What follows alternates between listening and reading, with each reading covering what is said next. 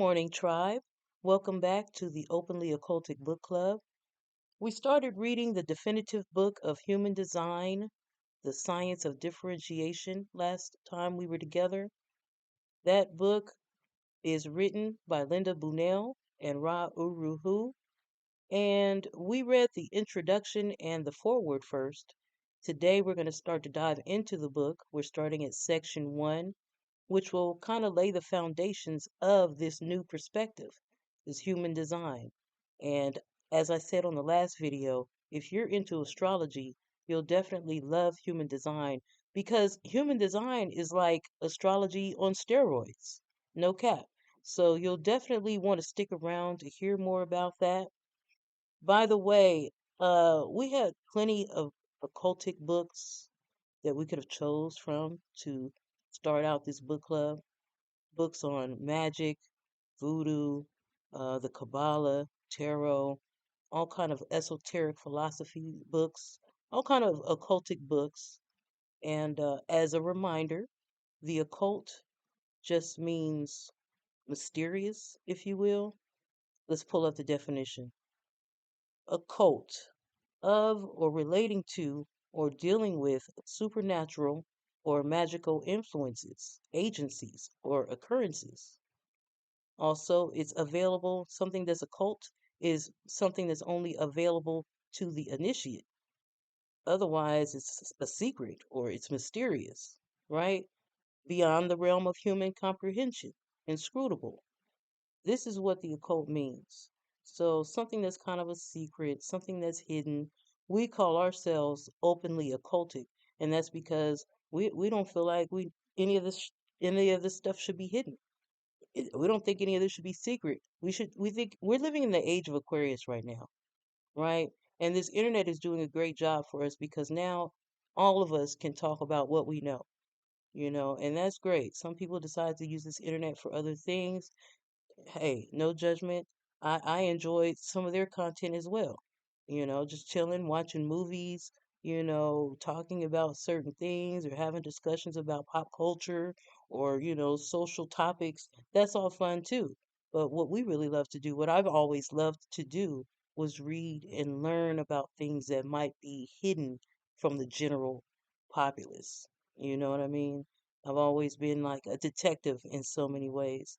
And I learned more about myself when I learned about human design. So I thought, hey, let's go ahead and start out this book club with the definitive book of human design because you'll learn so much more about yourself, right? And that's what time it is. It's about learning to love ourselves more. We're healing, we're getting rid of the trauma, and we're also getting rid of a lot of the lies that have been taught to us, you know.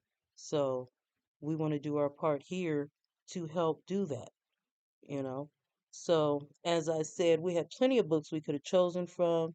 We will read some of those books. We'll read a lot of books. And at some point, maybe halfway through this book, I'll go ahead and take a poll on what book you guys think we should read next. I have other books on human design as well.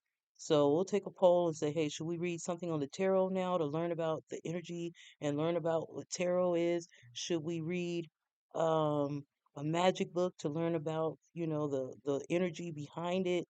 Should we read something on voodoo? Should we read history or, things from Madame Blavatsky or Aleister Crowley, grimoires? We have all kinds of stuff.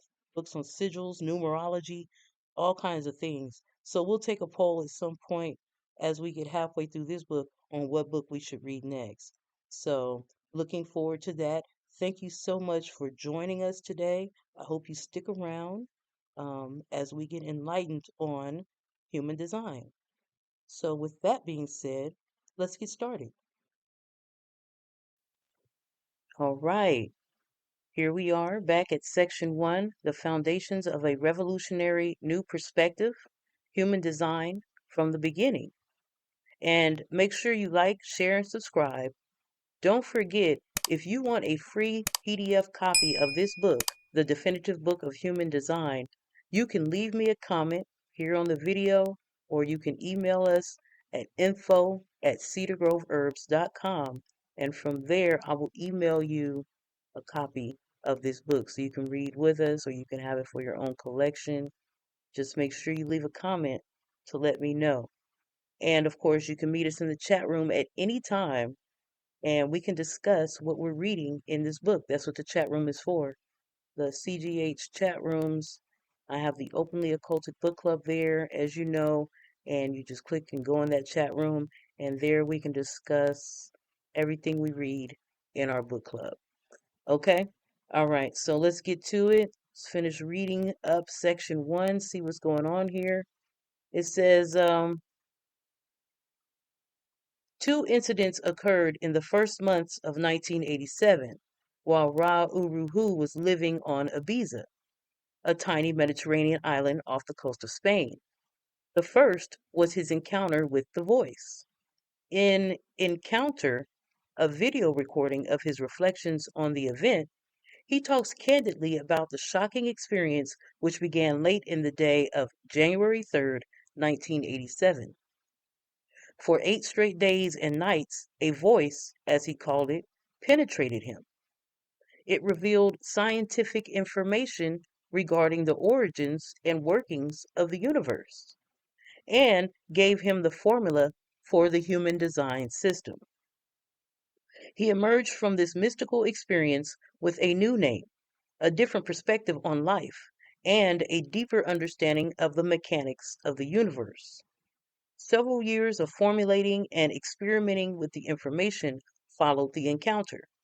From 1987 to 2011, Ra dedicated his life to moving this empowering body of knowledge in practical ways out into the world.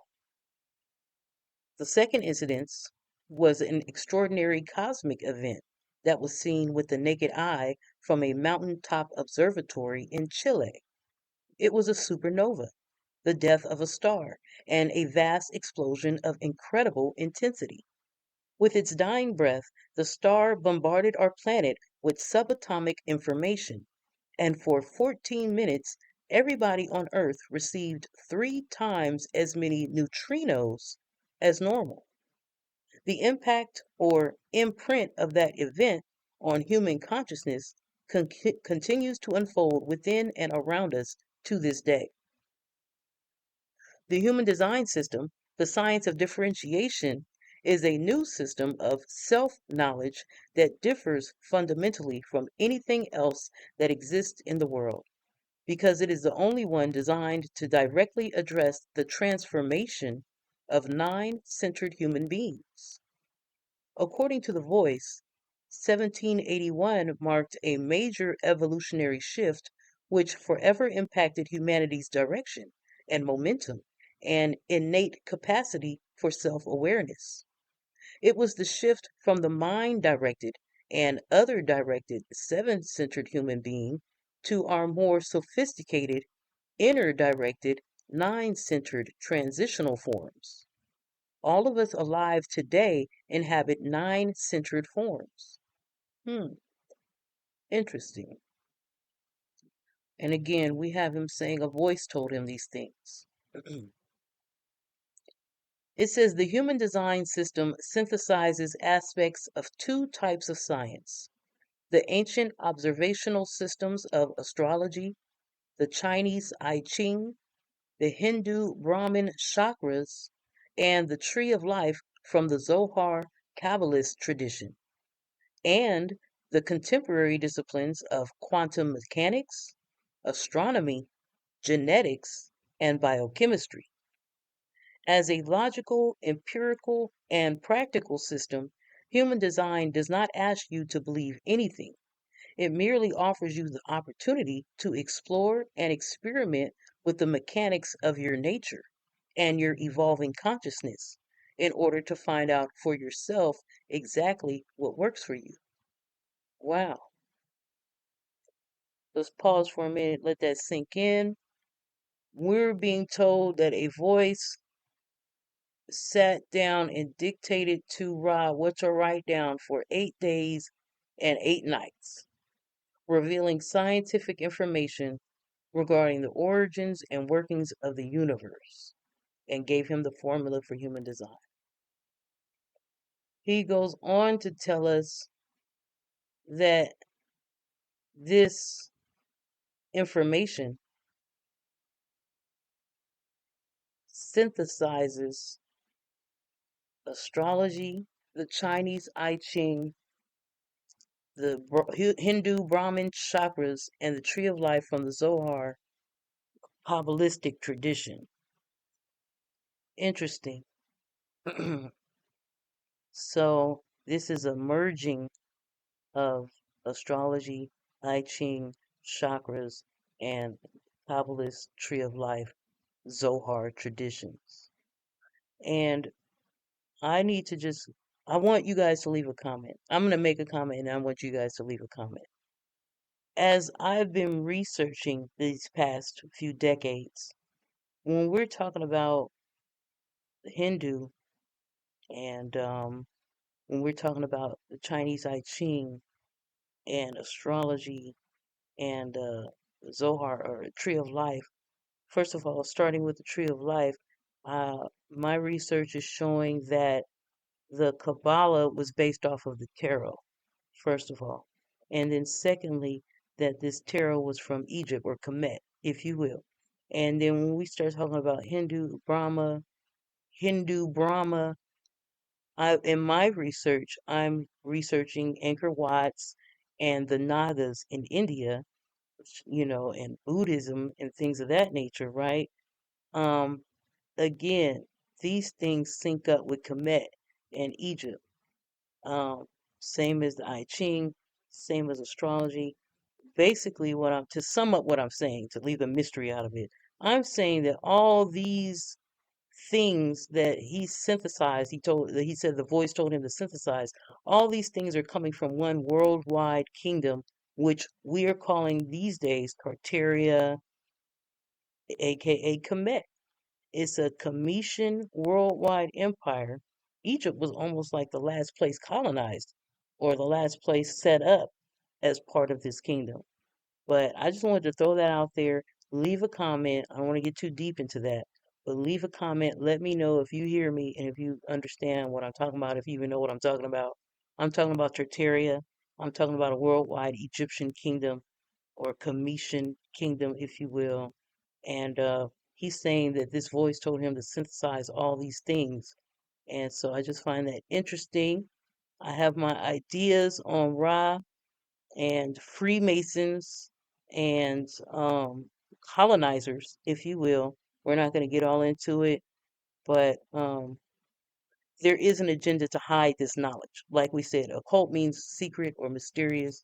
There's an agenda that's also been continued on with the Royal Society of London. If you know about that, Google the Royal Society of London, and we can see a censorship occurring. People that are getting knowledge from all these different places and then hiding the knowledge and then kind of regurgitating it out in their own way. I'm not mad. I'm thankful that this knowledge is here, but I just want to point out where this knowledge is coming from, what this knowledge is, and I would say this is ancient wisdom from the Cometian or aka Naga aka Buddhist, if you will, worldwide empire that existed. We call it Tartaria these days. So let's keep going. Let's keep going. Part one, the human design system. It synthesizes ancient and modern science. hmm So here we have an image of the Big Bang. We see the yin on the left side. It says 6 quarks: up, down, strange, charm, beauty, truth. Six quarks, 6 lines on this yin, split into three columns. It says neutron, proton, and the atom, 10% of the mass of the biverse or universe. On the other side, it says yang. It says 6 leptons, 3 types of electrons, 3 types of neutrons, or excuse me, 3 types of neutrinos, electron and neutrino. The neutrino is 66 billion per second per centimeter everywhere all the time. Okay, let's see what's being said here. Astrophysicists have established that our universe began 13.7 billion years ago, following an astronomical event that they called the Big Bang. The most extraordinary thing to ponder about this event is that before the Big Bang, everything that had mass existed in one single particle that was smaller than an atom. Something ignited this speck, and the resulting explosion caused the universe to begin to expand. As it expanded and continues to expand at an ever increasing rate, everything that existed separated into two groups, creating a basic duality: quarks and leptons, or a yin family and a yang family. Okay. As the illustration shows, the yin family is fundamentally material, or has mass, and is made up of 6 quarks. Quarks are the smallest known building blocks of matter and are usually found in combinations. Scientists give them the names up, down, strange, charm, beauty, and truth. Two of these two of these 6 quarks, namely up and down, gather together into two groups: up, up, down, and down, down, up, and form what are called the proton and neutron of the atom. Protons carry a positive electric charge, while neutrons are electrically neutral elementary particles. On the other side of the duality is the yang family, which is considered to be pure energy or light. This family is called leptons. Leptos is a Greek word meaning thin or small. There are 6 leptons as well, 3 different types of electrons, and 3 different types of neutrinos. Electrons are negatively charged particles. When an electron, a proton, and a neutron come together, they form the atom. This is what's written here in this definitive book of human design. Hmm.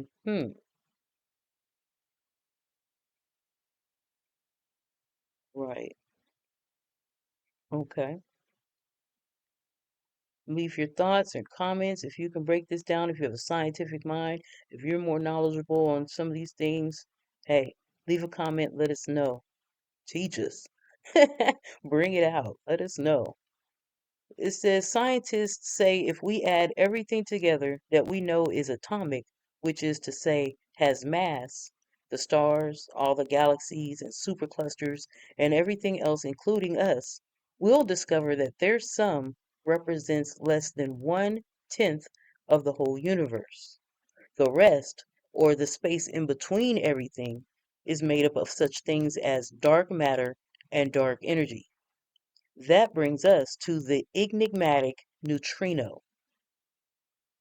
The neutrino, the first prediction fulfilled. During Ra's experience, he learned that neutrinos were capable of leaving an imprint, which meant that neutrinos were particles carrying mass. This had not yet been proven by science yet. At first, scientists thought that these subatomic particles, or neutrinos, streaming through space, were pure energy, like the photon. But once they travel 1 to 2% slower, but since they travel 1 to 2% slower than the speed of light, they could not be pure energy. This first prediction was scientifically proven 11 years later. By 1998, scientists have proven that the largest of these unusual and barely detectable particles bear an infinitesimal amount of mass, about 1/millionth the weight of one proton. Having mass allows neutrinos to carry information, yet they are small enough to pass through any atomic barrier without resistance. These tiny cosmic messengers are referred to as the breath of stars, the exhaled energy of stellar fusion, and there are more of them than anything else in the universe. 3 trillion neutrinos and the material information that they carry pass through every square inch of our planet and us every second. Wow. Our sun, which is the closest star to Earth, produces about 70% of all the neutrinos that travel through our solar system. The remaining 30% are emitted by other stars in our Milky Way galaxy, and a small percentage are from the planet Jupiter. Wow, let's talk about it. Let's talk about neutrinos. Leave comments about neutrinos. Neutrinos could be regarded as the modern equivalent of what the ancients called chi or prana. These extraordinary particles are penetrating us with bits of information all the time, which means we live and move through a vast, continuous, and inescapable information field. Hmm. So as people that were into astrology, we're like, okay, so we're like, okay, we got our sun signs, our moon signs, we got Mars, Venus, Saturn, Jupiter, Neptune, Uranus, Pluto. We got all these things, right? And we're like, okay, um, when I was born, when I came into the portal or passed through the portal and manifested here on Earth, um, I was imprinted with information from these different sources, and that's the energy I was born with, right? So this is the energy I have in my moon sign. This is the energy I have where the sun was in this position when I was born. Venus was in this position when I was born. Mars was in this position, and so now I am like a mixture of all these different energy. And I guess what is being said here is all these different neutrinos at the time when I was born, these different neutrinos, if you will. I don't know. Let's talk about it. Crystals of consciousness. The incredibly detailed scientific information received from the voice about the nature of the cosmos placed the Big Bang, acknowledged by physicists as the accepted beginnings of the expansion of the known universe, into a larger context. The voice described the Big Bang as merely the conception of our universe, not its birth. That means our entire universe is one single living entity, a fetus not yet born, still expanding and moving towards its moment of birth. In the beginning, said the voice, there was a yin egg, a cosmic egg containing all of the atomic material of the universe. This egg's structure is best described as crystalline. While not a crystal per se, the term helps us visualize it. There was also a yang seed that contained another crystal like structure. When the yin egg and the yang seed came together at the Big Bang, there was a shattering, and an infinite number of crystalline aspects spread throughout the expanding universe, each aspect bearing a consciousness of its original yin yang orientation. Everything that we can imagine, and all forms of life on this planet, even inanimate objects, are endowed with these crystals of consciousness. We will explain in part 2 of this section how the crystals got embedded into the body. Yeah. Mm-hmm. And here's an image called the crystals of consciousness. It says is a personality crystal uh there at the top of your head. It says there's a design crystal, which I would say would be like the third eye, right? The pineal gland.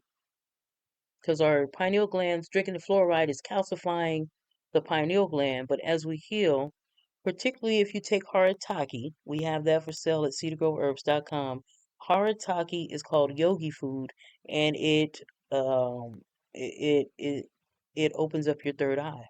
It decalcifies. So anyway, sorry for the plug, but yeah, make sure you get some of that Harataki.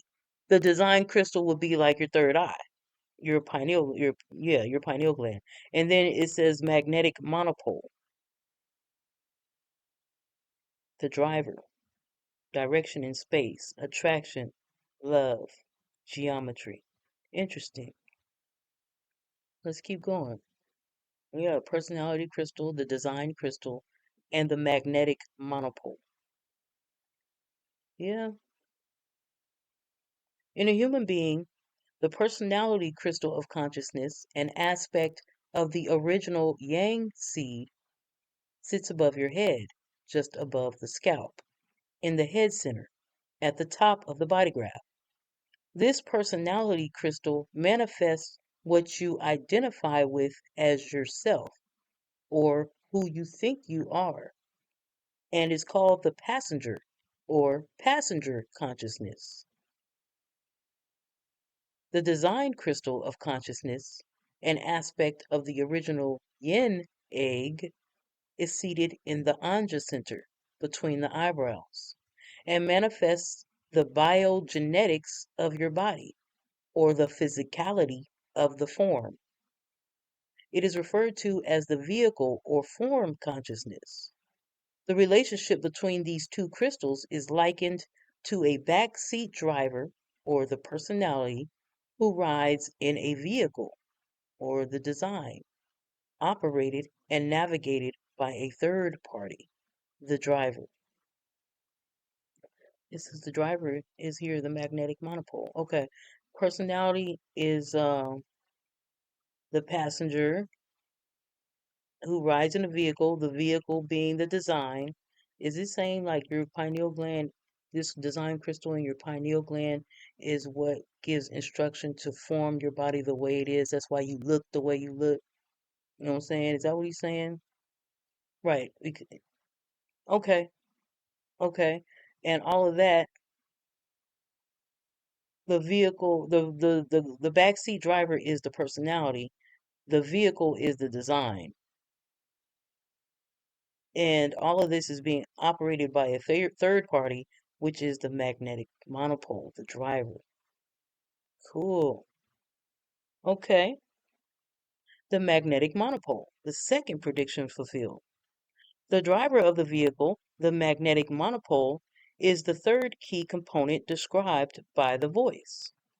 On September 4th, 2009, the Voice's second prediction was substantiated when the scientific community announced that it had observed the existence of magnetic monopoles. Briefly, monopoles are particles that carry a single magnetic attraction, either a north or a south pole. They had eluded detection since the search for them began in the early 1920s.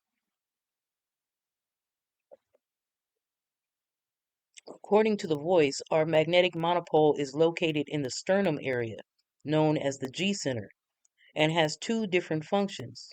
First, it holds us and everything together in the illusion of our separateness.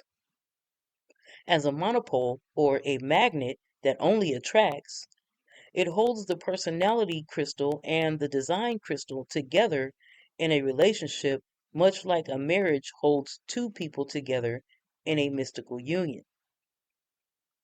The second function of the magnetic monopole is to connect us to our movement in time through space, guiding us along our path or our geometry in life, what we call destiny. This connection can be likened to the way the arm of a streetcar hooks up to an electrically powered grid.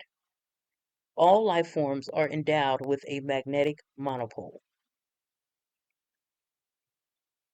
So, again, three components of the navigation system. Let's remember these things. The personality crystal, which is above the head or crown chakra, if you will, and it's called the passenger. You're just observing. You're riding along in the vehicle. The vehicle being the third eye crystal, your pineal gland crystal, which actually formed the body, formed the vehicle that you're in. Okay. And the magnetic monopole is the one driving this vehicle. It's driving you to your destiny along a geometric path. Yes, that's what's being said here. He says the voice told him this. Do you believe that, family? Or, have ancient books been stolen and then, rewritten like as if the colonizer discovered this information? I'm just asking. Let's keep reading. Let's keep reading. Returning to the analogy of vehicle, passenger, and driver, imagine a limousine with a driver behind the wheel who knows exactly how to operate the vehicle and where to go and how to get there. The vehicle represents the design crystal, and the driver is the magnetic monopole. The personality crystal, or who we think we are, is neither the vehicle nor the driver. The personality crystal has no idea where to go or how to get there. It's simply the passenger. A passenger is meant to be quiet and relaxed and to watch the scenery go by instead of fighting with the driver for control of the steering wheel. The human design system's tools for living make the passenger comfortable in the back seat of the vehicle so it can sit back and enjoy the ride. Intriguing.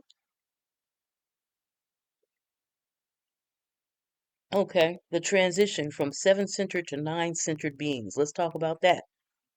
With the discovery of the planet Uranus by Herschel in 1781, we moved into the Uranian era, when human beings with highly evolved nine-centered forms began replacing the seven-centered, mind-oriented Homo sapiens.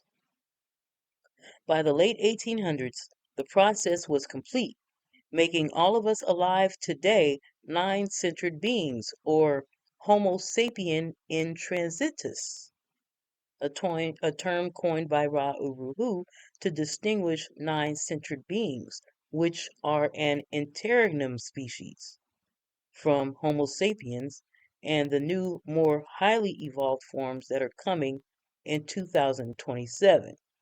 So, according to Ra Uru Hu, says, according to a voice, we are actually in transition. Us alive right now, we're kind of like in transition. We're not a Homo sapien per se, we're a Homo sapien in transition. We're transitioning from Homo sapiens to a more highly evolved form that is coming in 2027. That's not my words. We're reading this from the definitive book of human design. This is Ra's words. This is what Ra says. Okay? So Homo sapien is a seven-centered being. We can call to mind the seven chakras, right? So a Homo sapien is a seven-centered being. We're a Homo sapien in transition, so we are nine-centered beings. Hence your body graph with nine centers. And this is all a transition to another highly evolved form that's not here yet. It's coming in 2027. Got it? That's what it's saying. Okay, let's keep reading. This historically significant moment in our evolution marked the movement away from our need to focus on survival through the mental awareness or mental intelligence of the strategic mind. Our newer nine-centered forms, which are freed from addressing those basic fears for survival, are once again attuning to the flow of the natural order. Subtle yet marked genetic changes are still taking place within our physiology, which support complex neurological advances within the solar plexus center in preparation for its emergence as the center of spirit awareness in 2027. The solar plexus center is discussed fully in section 2. So he's saying whatever change is coming, whatever we're evolving to, because we're not there yet, we're in transition from Homo sapien, but there's new human coming in 2027. it's going to be something to do with the solar plexus center. He said we're moving away from the seven-centered mind because the seven-centered mind had to focus on survival through mental awareness or mental intelligence of strategic mind. This is, I'm kind of like not sold on this because there's people in jungles as we speak. They're still focused on survival. They're not going to nine to five jobs, living in apartments and or houses and home association. They're not going. They don't have health insurance and going. They're not living like we're living in America. They're in jungles. They're still focused on survival through the mental. I'm just throwing that out there. You know what I'm saying? But I'm just like, I don't know. I don't know what he's saying here. I hear what he's saying, but I don't know if he's talking about everybody. Because when I'm saying there's people in jungles, I'm thinking about the Andaman Islands. I'm thinking about Congo, Central Africa. You know what I mean? I'm thinking about these places that are not Caucasian. So is he coming from a Caucasian? We hear about hominids and all this evolution. Who is he talking about? Who is he talking to? You know what I mean? That's just questions that pop up in my mind. Who is his audience to say things like this? Am I wrong for wondering these things? Let me know in the comments if my mind is not wrong for going in that direction, questioning who is he talking about? What are we saying here? Because he's saying there's people in general don't have to worry about survival anymore. And I'm like, there's all kinds of people on Earth. Not everyone is in America or in what they want to call, quote unquote, Western civilization. Let's say that. Not everybody, it's not even just Western civilization. I mean, China has a civilization, North Korea. So I want to say like cities, but I'm not saying cities per se. I have to use the word civilized. This is a word that we can all agree on. Feel like he's talking about the civilized world. He's not talking about everybody. Some people are living in jungles. They still have to focus on survival through mental awareness and mental intelligence of the strategic mind. But anyway, let me know if you think I'm tripping. It goes on to say our newer nine-centered forms, who he says everybody on earth is a nine-centered form at this point. He says the voice said to him, we don't have to worry about basic fears of survival. So we're again attuning to the flow of the natural order. He says subtle yet marked genetic changes are still taking place within our physiology, which support complex neurological advances within the solar plexus center. In preparation for its emergence, the solar plexus center's emergence as the center of spirit awareness in 2027. It's still interesting to read it though. I don't have a problem reading this, hearing what's being said. I'm still going to always question. I don't just take what somebody say like it's the gospel truth. I don't know these people. For the purposes of this book, understanding Homo sapiens' lengthy evolutionary journey, because it's screaming Darwinism. It's giving Darwinism, which is what? Eugenics. I'm sorry. For the purpose of this book, understanding the eugenicist Darwin's Homo sapien lengthy evolutionary journey compared to our barely 230-year presence on this planet, I don't know who he's talking about, as Homo sapiens in transition, gives us a perspective on the pervasive impact that living in these transitory times as an Tartarian species has on us. It affects how we make decisions, relate to one another, break away from the controlling modes of the past, and attain our full potential as conscious, awake, and aware beings. Briefly, anthropologists speculate, is speculation that five-centered Neanderthal hominids, so now Neanderthals were five-centered, and we're talking about hominids. He's talking about anthropologists. I'm reading so much lies about I've just in general over the years I've been reading about so many things are lies, history's a lie. So I feel like I can't just trust an anthropologist. I can't just trust a geologist. I can't just trust a historian. None of this chronological. I don't know. Everybody's lying. So he says anthropologists speculate that 5 cent. I don't even know if Neanderthals exist. What is going on? I'm sorry. I'm getting off track. Briefly, anthropologists speculate that 5 centered Neanderthal hominids. So now we know we're talking about the Caucasian, right? Or something. I think they even said Asians. Chinese might have more Neanderthal. I don't know. We're talking about hominids. Everybody on Earth is not a Neanderthal, though. Say that. Or has Neanderthal blood or whatever in them. That's what I'm saying. I'm questioning who this audience is that he's talking to. So just follow me and you can see my, the method for my madness. Briefly, anthropologists speculate that 5 centered Neanderthal hominids who relied on instinctive, splenic intelligence and their keen senses to survive were animistic and deeply connected to and influenced by the forces of gods of nature, the forces of or gods of nature. They lived as small family groups in harmony with the solar lunar cycles of the natural order and appear to have been peaceful and non aggressive. As the people, I need y'all to help me. Fact check with me, bring some receipts, comment in the comment section, you know, what could be true and what is clearly not true. We need receipts. We need to get to the truth. As the Cro Magnon mutation took place over thousands of years, the stage was set for the evolution of modern man. For 7 centered Homo sapiens, our precursors. Is everybody a Cro Magnon? I don't understand. Who's the audience? Who's evolved? It's like I said, it's giving Darwinism, which is eugenics. Who's evolving? Are we all evolving? I mean, I'll accept the truthful answer. I just want to know the truth.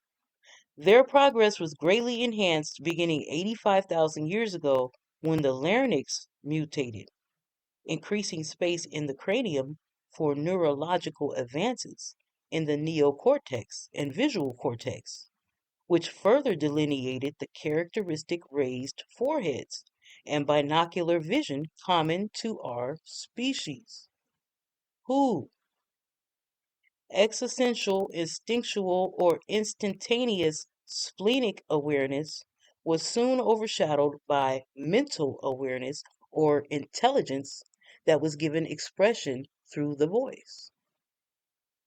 This metamorphosis continued to distinguish humans from the rest of the mammalian kingdom. Being able to make and systemize a variety of repeatable sounds led to language.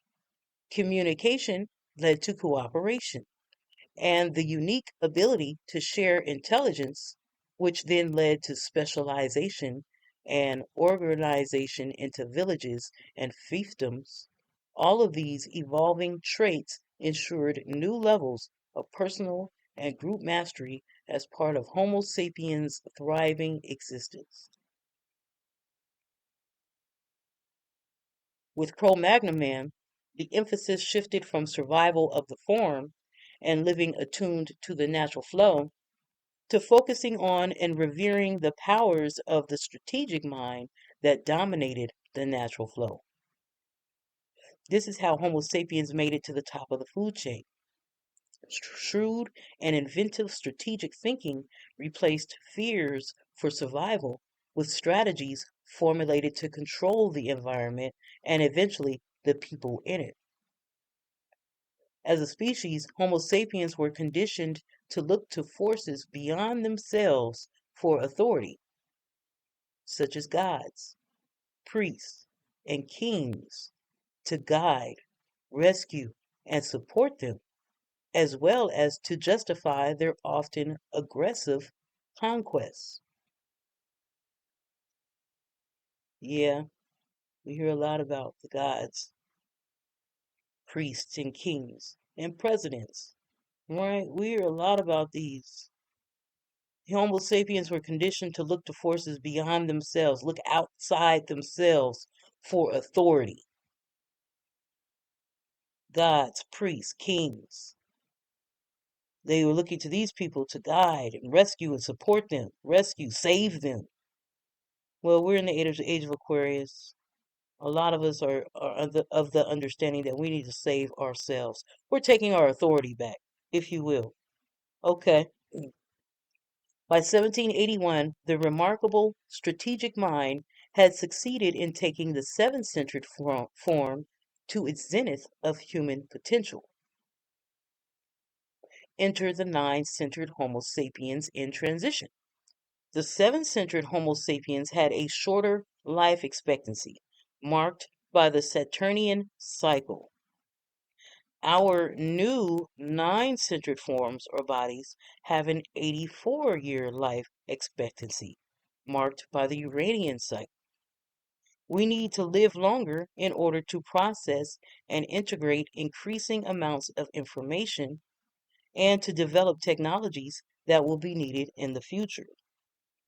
Driven by the genetic imperative to reproduce, seven-centered beings found communion through sexuality, right? The seven-centered beings found communion through sexuality because they were driven by the genetic imperative to reproduce. He goes on to say that the nine-centered being is here to find communion through awareness. The ways we communicate and the shape our relating or relationships will take in the future are an intrinsic part of the transition to living completely as nine-centered beings. Okay, I gotta pause again because now he's saying that with Uranus, with this this event that happened in 1781, Uranus being found, our life expectancies have changed. This was 1781. So, let's get some receipts, family. If you got any receipts, pull it. Were people living longer than uh were people living shorter than 84 years in 1781? Can you find records of people living longer than 84 years in 1781? And then he goes on to say, after 1781, we became nine-centered beings. So now we have an 84-year life expectancy. Um, my grandfather was born in 1911 and he died in 2012. So he lived to be 101 or 102. So, do we call Cap or not? Is he talking about other people? Who is he talking about? Is he talking about, because my family, we would be considered Creole or indigenous Americans, Cherokee, if you will. Is he talking about Cherokees? Is he talking about Creoles? Or is he talking about Caucasians? Who is he talking about? What's the audience? But he says by 1781, the remarkable strategic mind has succeeded in taking the seven-centered form to its zenith of human potential. So now nine-centered beings come on the scene, and they have a 84-year life expectancy, a longer life expectancy than those before Uranus came into effect in 1781. Do we call Cap? I don't know. I don't know. Leave a comment, like, share, subscribe. Let's get some thinking minds here to help us get through this information by a man who said he got this information from a voice, but all this information is just a synthesis of Kemet information. Ancient Egypt, ancient Tartaria, the Nagas, the Egyptians, the Hindus, the Buddhists, I-Ching, right? Okay, let's keep going. I'm sorry. He said, by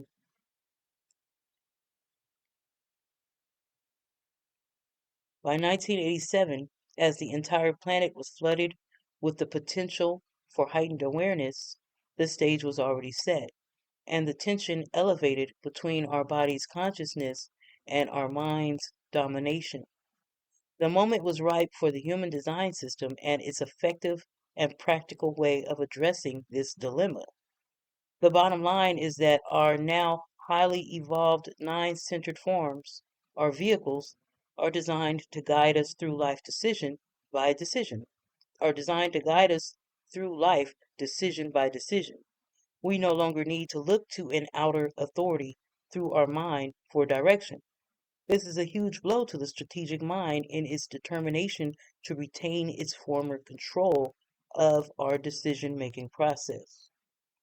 Through type, strategy, and authority, the human design system bridges the evolutionary progression from the mental outer authority of the seven-centered being to the revolutionary, aurically connected, personal authority of the nine-centered form. hmm I thought about it again. I was go back to this paragraph again. I thought about what something else that was picking at me.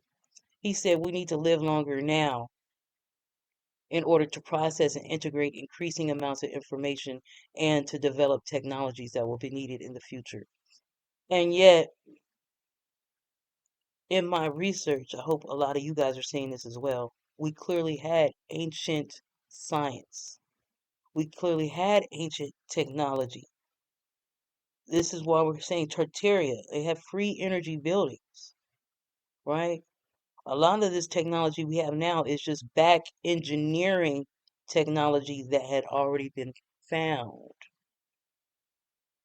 Okay. So he's saying that because of Uranus, now we're nine-centered beings, and this change was needed, because we had to process and integrate more information, and we need to be able to develop technologies that will be needed in the future. So I just wanted to throw out that we had technologies in the past better than what we have now. So why now change to a nine-centered being? Why act like this change is necessary to develop these new technologies when nothing we have now is better than what we had back then? I just want to put that on the record. If I'm wrong, go ahead and leave a comment. If I suck, give me a thumbs down and make it known in the comment that I don't know what I'm talking about and I'm weird. Okay, let's keep going. Part 2, the Rave Mandala. Um, a synthesis of 4 ancient esoteric systems with modern science. The I-Ching wheel and the correspondence of the 64 gates of the body graph. So on the outside of this is the I-Ching. You see, we have books on I-Ching as well, so we can always dive into that. I'm going to want to do that anyway. So here's your I-Ching on the outside. Now you also have the astrological wheel, which aligns planetary positions with the hexagrams of the I-Ching. Okay? So on this picture, gate 5 would be in this sign, as you can see, right? And so on and so forth. Gate 48 would be here with Libra, right? Gate 35, Gemini. Okay? So that's the astrological wheel. Speaking of the hexagrams, these are hexagrams, right? Your yin and yang is like 6 different lines. The 6 lines from each one, I guess. We'll get into it more. These are the gates, right? And then on your body graph in the middle has the 9 centers and the gates as well. So you have your gates on the outside showing the gates with the sign and the hexagram that goes with it from the I Ching. But on your body graph, here are your gates. 64 different gates. They're all in the different centers, right? Then you have the Kabbalah, okay? 36 channels. So all these different lines, these black lines, there's 36 of them. That has something to do with the Kabbalah. Interesting. And so, yeah, here's your rave body graph. 9 centers, 64 gates. That's what we're talking about here. A synthesis of 4 ancient esoteric systems with modern science. The beautiful mandala above is an amazing synthesis comprised of 4 ancient esoteric systems or early sciences, 4 ways of understanding the rhythm and flow of life, the cosmos, and humanity's essential place within it. Western astrology and the Chinese I-Ching are seen as the rings of the mandala, while the Hindu Brahmin chakra system and the Zohar Kabbalist tree of life form the basis for the body graph centered within the mandala. This 64 gate matrix of a human being is the single most important feature within the human design system. Each of these 4 systems and the components that they contribute, plus the role that neutrinos and the magnetic monopole plays in bringing it to life, will be discussed individually to demonstrate their place in the mandala and how they function in relationship to each other in the whole.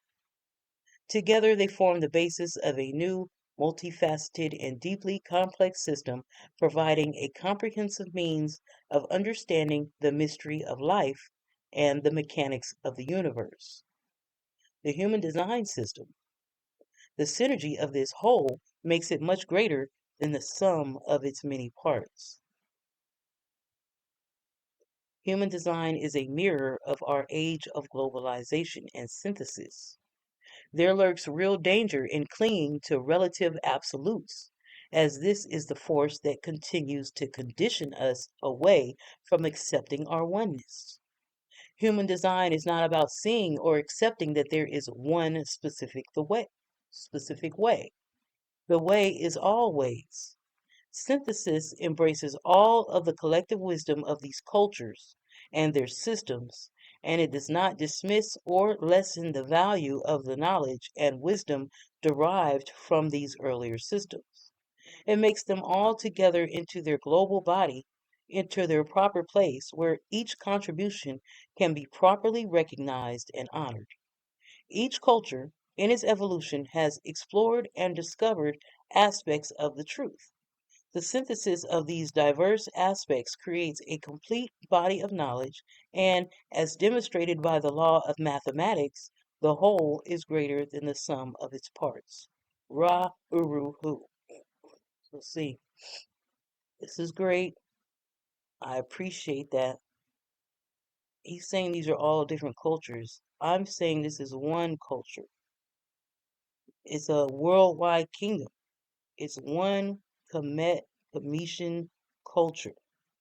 And this science, somebody's breaking them up, dividing it into various cultures, various names, but it was all one. Come on, y'all. We're talking about wholeness and balance.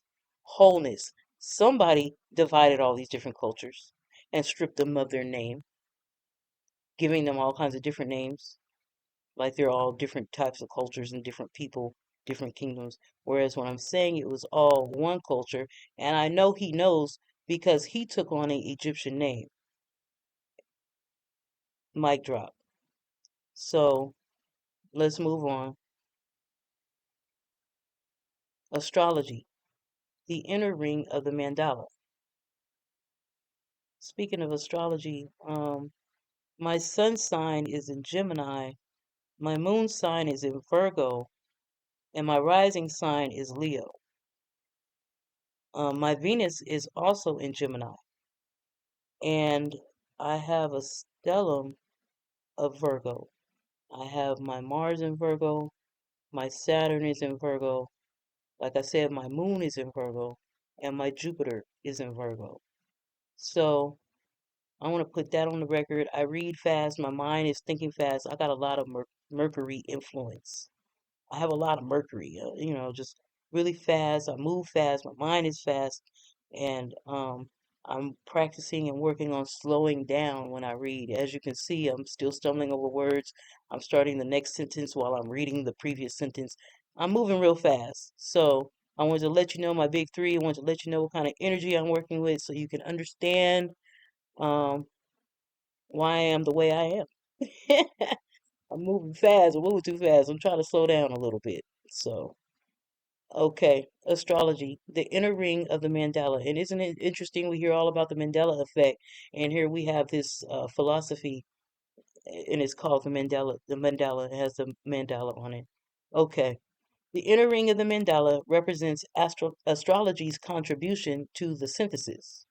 This 360-degree circle with its 12 signs of the Western zodiac. Okay, we got to talk about that because hey, there sh should there be 13 signs of the zodiac? Did one sign get taken out? Was the Libra sign longer than what it is? We've heard a lot. I've heard a lot. I've heard definitely that there should be 13 signs. Um, so I'm glad he said Western zodiac or even the sidereal astrology. I think it has 12 signs as well. So if you want, leave a comment on that. Let's help everybody get on the same page. This 360-degree circle with its 12 signs of the Western zodiac, Aries, Taurus, Gemini, etc., is the way that early human beings represented the universe and tracked the movement of heavenly bodies in the night sky. The human design system uses the mandala to calculate and record two precise movements or moments in time and space within the synthesis. The first, based on the exact time of your birth, is recorded as the personality data. The second, which is 88 degrees of solar arc or 3 months prior to your birth, that is recorded as the design data. The design data. The use of two calculations distinguishes the human design system from traditional astrology. The calculation of data is discussed in more detail in part 3 of this section. But now we know why there's a personality side. When you get your human design chart, you have the personality side on the right side, and then you have the design side on the left. The personality side, that number, that information, we get that information by filling in your information just like you do when you get your natal chart. Your time of birth, the location of birth, the date of birth. And then to get the design side data, it's actually just 3 months prior to your birth, right? So we're talking about, I don't know. I don't even know if we're not really talking about conception. Conception starts 9, 10 months before you're born. He's saying the design side is calculated 3 months before you're born. So just throw that out there. Let's keep going. We are surrounded by an enormous star field, which generates the neutrino stream that is constantly penetrating and informing the objects that it passes through.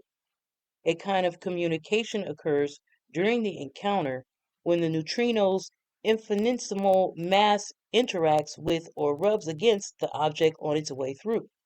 For example, when the neutrino stream goes through Mars as it communicates with Mars, and an exchange takes place. After being filtered by Mars, the stream passes through humans, and there's another exchange. It's as if a black car and a white car bang into each other, and there is now a little black paint on the white car and a little white paint on the black car.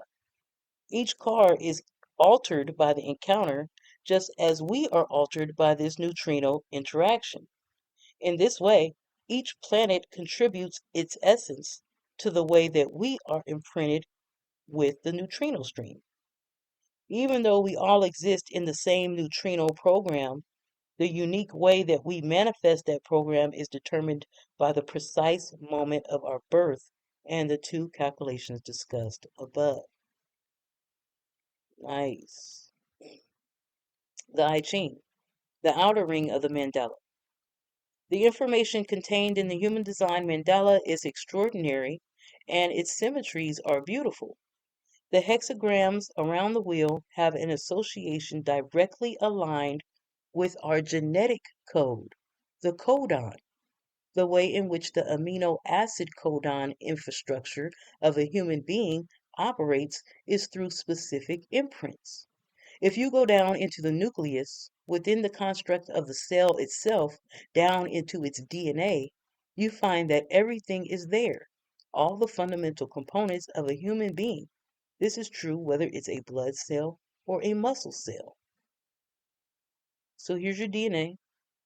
It has 64 codons, 6 groups of amino acids per codon. And then here you have the I-Ching, 64 hexagrams and 6 lines per hexagram. Wow. So we can see from this the I-Ching more than likely has everything to do with the DNA, which is what these ancient Kemetians knew about. This is ancient science. The ancient Chinese, the Chinese are on record for saying that they come from a more melanated background. We'll say that. So the ancient Chinese is what we're talking about. The I-Ching, they knew about DNA in so many ways. Okay, let's keep going. The ancient Chinese I-Ching, also known as the Book of Changes, one of the first books ever written, reads like a dictionary or archetypal wisdom of the seasons of life, or on the seasons of life. What makes the I Ching so extraordinary in this synthesis, however, is not its philosophical or ethical text, but rather the amazing mathematical structure of its 64 hexagrams. Specifically, the 64 numbered sections that you see in the outer ring of the mandala represent the 64 hexagrams of the I Ching. Each of these hexagrams, pictured around the outside of the wheel, is made up of a particular combination of 6 broken or 6 solid lines. The broken lines will be like the yin, the solid lines will be like the yang. There are 64 hexagrams, each composed of 6 lines, which makes a total of 384 line markers around this outer ring. Each line contains a bit of information specific to its particular position in the hexagram. In the 1950s, biologists Watson and Crick cracked the genetic code, observing at the same time that DNA codons and the hexagrams of the I Ching share identical binary structures. Our genetic code consists of 4 chemical bases arranged in groups of 3s, which is similar in organization to the lower and upper trigrams of the hexagrams of the I Ching. Each of the chemical groupings relates to an amino acid and forms what is known as a codon. There are 64 codons in our genetic code, just as there are 64 hexagrams in the I Ching. The 64 hexagrams around the outer wheel, translated into the body graph as gates, can be used in human design to thematically understand or interpret our genetic imprint and provide very specific detail about the characteristics that make up each and every one of us. The relationship between hexagrams or gates and degrees. Generally speaking, the inner ring of the mandala is used for calculation and the outer for interpretation. This illustration shows that every hexagram with its corresponding gate has a specific place and measurement of arc in the outer ring. In order to determine its place, we need to understand again that the 64 hexagrams, each with 6 lines, have a total of 384 lines, while each of the 12 houses of the zodiac encompasses 30 degrees, for a total of 360 degrees. When the 384 line demarcations visible around the outer ring are measured by or aligned with the 360 degrees of the inner ring, we can see that each hexagram covers a space/time of 5 degrees, 37 minutes, and 30 seconds of arc. This arc is an imprinting field, a place in space when a planet passes through it. When a planet passes through it, information is exchanged via the neutrino system. Wow. And when we're born, we are imprinted with the qualities of a specific hexagram for each specific planet or node of the moon in the chart. The information carried by the neutrino stream at that precise moment imprints us in this specific way for the rest of our life. The moment is captured and instantaneously recorded in our body graph as our definition, our blueprint. In the illustration above, we have an example of the calculation used. When we know the position of the planet's location in the inner astrological ring, we can see its correspondence to the hexagram in the outer ring, right? This example above has the sun positioned in the zodiac constellation of Aquarius. Here's your sun sign, it's in Aquarius. Gate 13, which aligns with its corresponding division of the I-Ching wheel in the 13th hexagram. Hexagram/gate. This information is then transferred into the body graph. We will explore the body graph in more detail later in this section. The Hindu Brahman's chakra system, the 9 centers. The Hindu Brahman chakra system is the third component of the synthesis, bringing us to the 9 centers. One major difference between the traditional chakra system and the 9 centers of the body graph, illustrated below, is simply that there are 7 chakras and 9 centers. This difference reflects the cosmic shift that occurred in 1781, signaling an evolutionary progression within our species from 7-centered beings to a 9-centered being. You got your head. This says pineal, inspiration, the pressure to translate existence.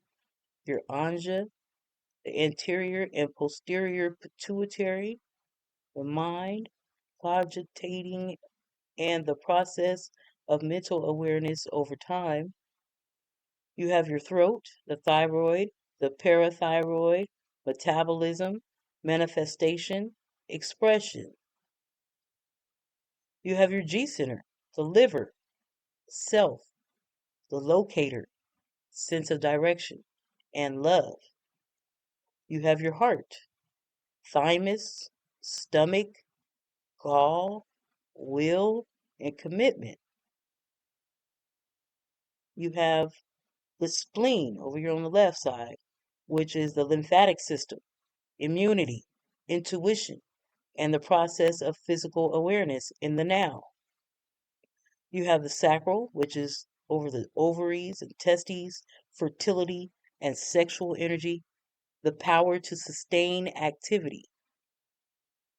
You have the root, which is the adrenal glands, kundalini, pressure to move, and the balance between fear and trust. And then you have the solar plexus, the kidney, the bladder, the pancreas, emotions, and the process of awareness in the wave, in that emotional wave. Let's keep going. This process involves a complex internal reorganization of the form, not simply an addition of 2 more energy centers, each of the 9 centers in an energy hub with its own distinct biological correlations. The centers are discussed in depth in section 2. The Kabbalah, the Tree of Life. There's 36 channels and 64 gates.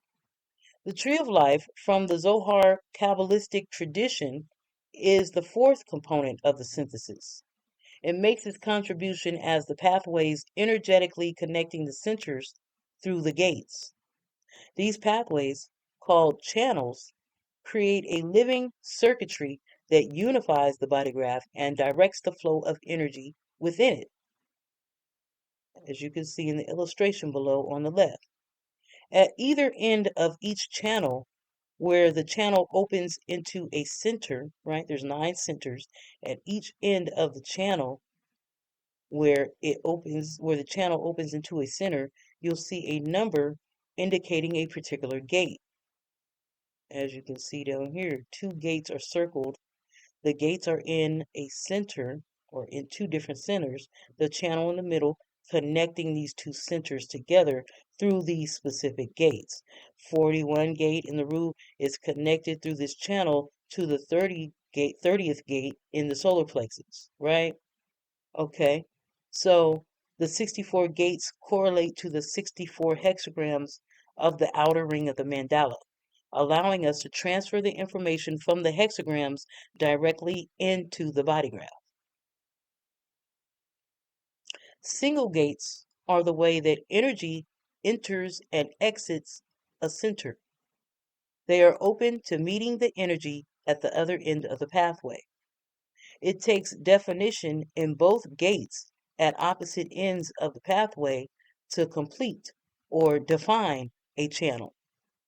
As individuals, we can have both gates defined ourselves and thus define the channel, or we can have only one gate defined and meet others who complete the channel for us, right? So you have gate 41 defined on your chart. And so your channel is only going to the halfway mark because you don't have gate 30. But then you meet me and you hang out with me. I have gate 30. So now together, this energy will flow completely through the channel for both you and me if I don't have gate 41. Because together, it's like an energetic completion, a circuit that's completed. Isn't that interesting? Let's keep going.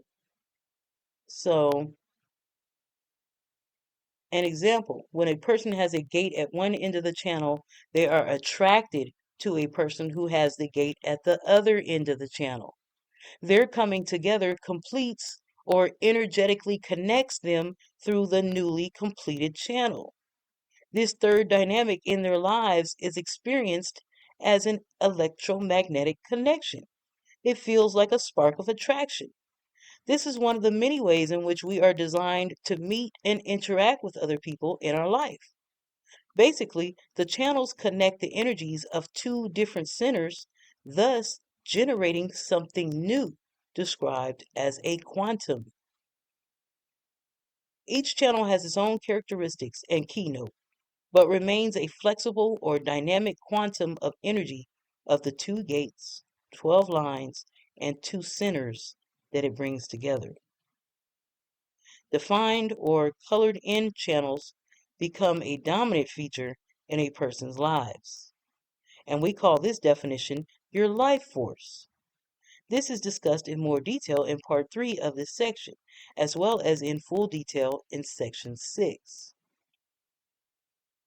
Part 3, the human design body graph, the map to navigate by. What makes human design so extraordinary is the body graph. The body graph has never existed before. Yes, obviously there have been graphic illustrations of bodies and systems, but there's never been anything like the body graph in the center of the mandala. The body graph is unique. First of all, it's based on the entirely new numerical configuration. An entirely new numerical configuration. This is not a 7-center chakra system. This is a 9-centered being. The way in which the information is drawn together has derivatives in other systems. The body graph is the real synthetic field. So then he goes on to say conception marks the moment when a design crystal, along with its embedded magnetic monopole, enters the ovum through the process of fertilization. I'm confused because they're saying that the personality crystal is calculated by the time you come through the portal, when you're born, after you come through your mom's womb. And then the design crystal was calculated 3 months before that event. But now he's saying conception is when the design crystal happens. Uh, that's weird. The math isn't mathing for me. You're giving birth within 9.5 to 10 months after if you're not a preemie. So conception for me, because I wasn't a preemie, would have been 9.5 months before I was born, and the personality crystal was formed. So see, I'm confused. Let me know if you're confused. Say something in the comments. Let me know it's not just me. But okay, let's keep going. He says conception marks the moment when a design crystal, along with its embedded magnetic monopole, enters the ovum through the process of fertilization. I call cap. Sorry. As the design crystal begins receiving the streaming neutrino information, it separates from the magnetic monopole and initiates the building of the fetus. The fetus will continue to develop until the end of the second trimester of pregnancy, when the neocortex, the special brain faculty unique to humans, is fully formed. At this point, the magnetic monopole sends out a signal which brings the personality crystal, also called the soul or psyche, into the body. Oh, he's saying you don't get a soul until you a personality crystal. I would think that conception, there's a light that happens, a spark of light that happens when conception begins. I would think that's the soul. The light is the soul. Oh, I didn't really want to pick this apart like this, but I'm watching, I'm reading, and I'm looking at it, and I just got to speak on it, you know. So let me know in the comment section if you want me to shut up the next video. Stop talking, just read. I'll do that if that's what you guys want me to do. Stop talking, or if you want me to continue vocalizing my thoughts that pop into my head as I'm reading this, because I can't help to point out what I might view as misinformation. So, hey, you guys might want me to keep doing this because you might be able to correct me. You're like, you know what? She's wrong. I see what she's trying to say, but no, she's wrong. Let me correct her. And then you just pop in, leave a comment, and leave me a receipt to show me how wrong I am. I don't have a problem with that either. So just let me know how you guys want to play this out. As it is, he's telling us that the soul is the personality crystal. At this point, the magnetic monopole sends out a signal which brings the personality crystal, also called the soul, into the body. The moment of birth, which occurs approximately 3 months later, marks the moment that the personality crystal receives its indelible imprint from the neutrino stream. The birth time is the moment the baby has left the womb and is separate from its mother's body, outside the mother's body, and not the time when the umbilical cord is cut. Human design illustrates our uniqueness in precise detail, and it's very important, therefore, to begin analysis with accurate birth data, especially birth time. If you're unsure about your birth time, please check with the organization that records births in your country or state of birth. And if you have no way of acquiring an accurate birth time, you can hire an astrologer who specializes in what is called chart rectification. The astrologer will take you through a process to determine your birth time as precisely as possible. Wow, I didn't know you could do that. Um, I know people I know people who don't have a birth chart. A birth um what is it called? Slipping my mind right now.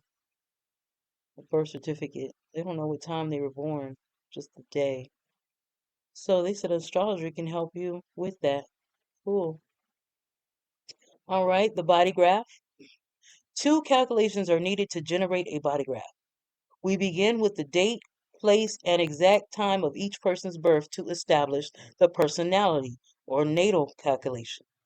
When the birth data is entered into Maya Mechanics imaging software, the program automatically calculates a second set of data, the prenatal or design calculation.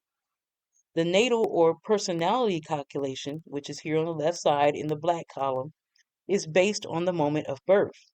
And the prenatal or design calculation, which is in the left side in red, this is based on a time approximately 88 days, or precisely 88 degrees of the sun prior to the actual birth. On your own chart, you will see that you have both a design birth date and a personality birth date. Since both calculations are based on the moment of your birth, it does not matter whether you were a full-time baby, premature, or delivered by C-section. Okay. The two sets of calculations are recorded on your chart as the design column in red and the personality column in black. The gate numbers indicate which hexagrams have been activated, and the symbols indicate which planet was in the neutrino stream of that hexagram. Okay? So listen, let's say that again. Here's your sun sign. This is my sun sign. I'm a Gemini. Mine says 15, but we'll go with this chart. Here's your sun sign. The number 1 is letting you know what gate your sun sign is in, what hexagram your sun sign is in. Same for this earth sign, moon sign, your north and south node, your Venus and Mars, and Mercury, and all of that. So, for instance, here is the Mars. Their Mars sign, whoever this person is, their Mars sign is in the 50th gate or the 50th hexagram. Okay, their moon sign is in the 8th gate or the 8th hexagram. Again, their sun sign is in the first gate. Okay, the number after the dot is something else. But as long as we know right now what comes before the dot, that's talking about the gate or the hexagram. Same thing. Okay, so the two sets of calculation are recorded on your chart as the design column in red and the personality column in black.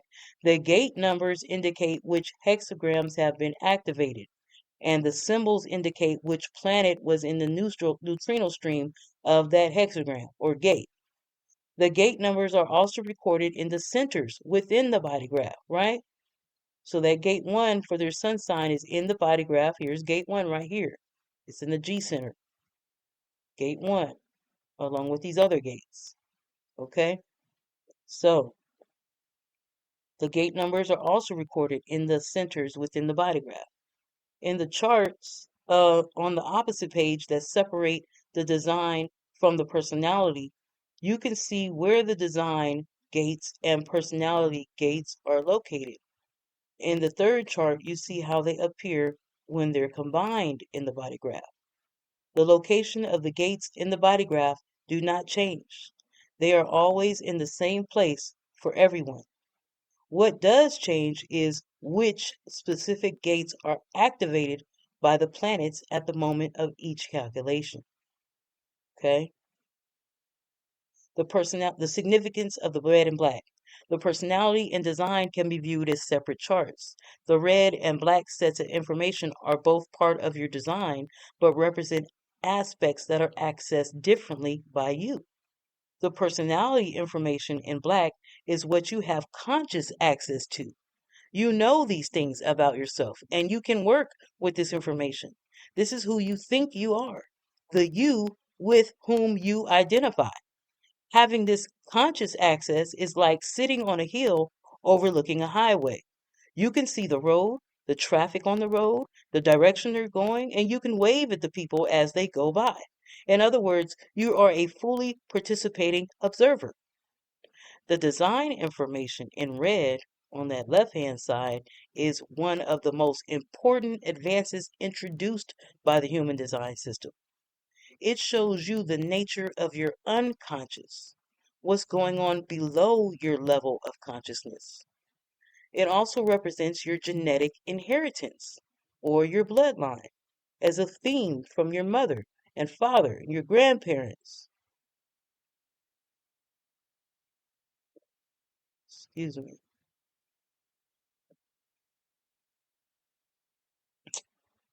Genetic inheritance of your bloodline. It represents your genetic inheritance or your bloodline as a theme from your mother and father and grandparents.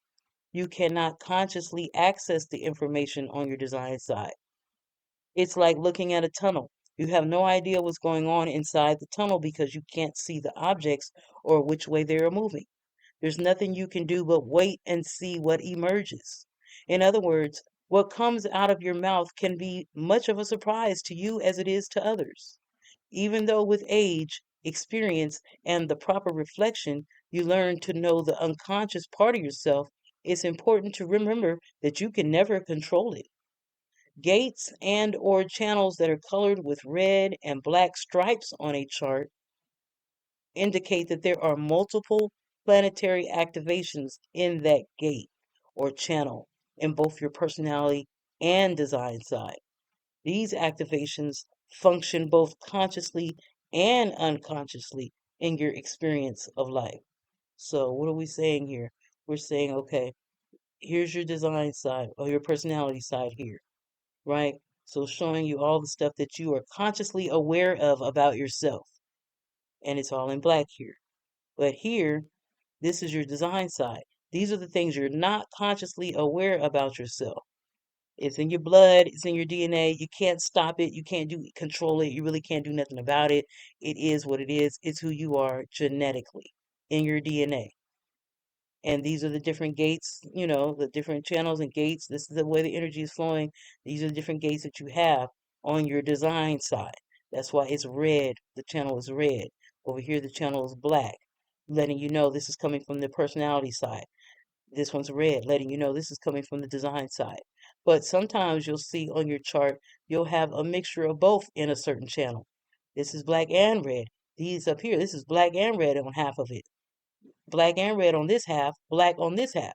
That's because if it's mixture, it means that this gate is present on both sides, personality and design side. So you'll be able to look at this and say, okay, this number is I can't quite see, it's a little blurry. I think it's gate 3.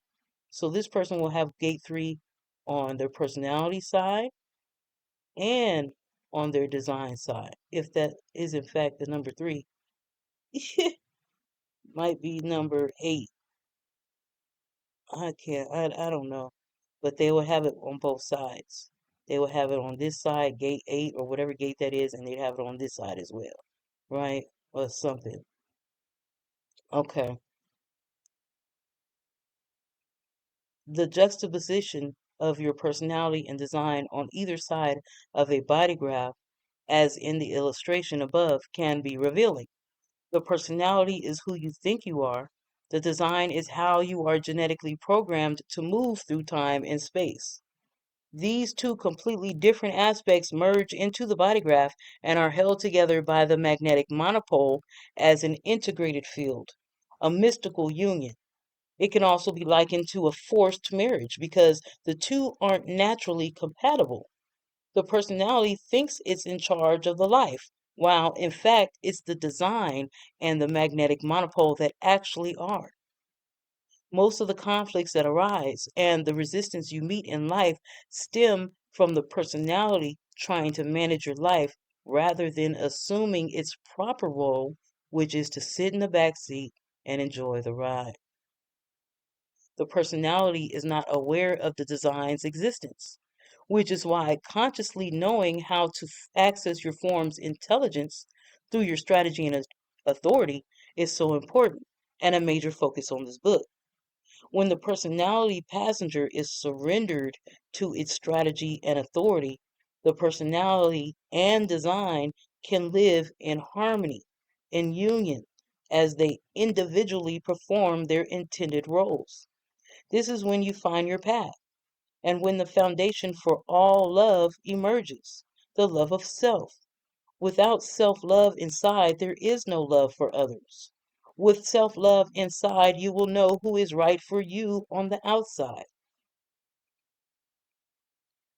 So when you know yourself, you'll know what to get into and what not to get into. That ain't you. So stop. Definition in a body graph. As the activated gates from both the design and personality columns are added or colored in on the body graph, channels are formed and centers are defined. Specifically, when the two gates at both ends of a channel are activated by a planet, they form a defined channel and are colored in on the body graph. When a channel is defined, the centers at either end are defined or colored in as well. This is called definition in a chart. Definition creates what is called our life force. Okay? Let me pause real quick. I'll be right back. Okay.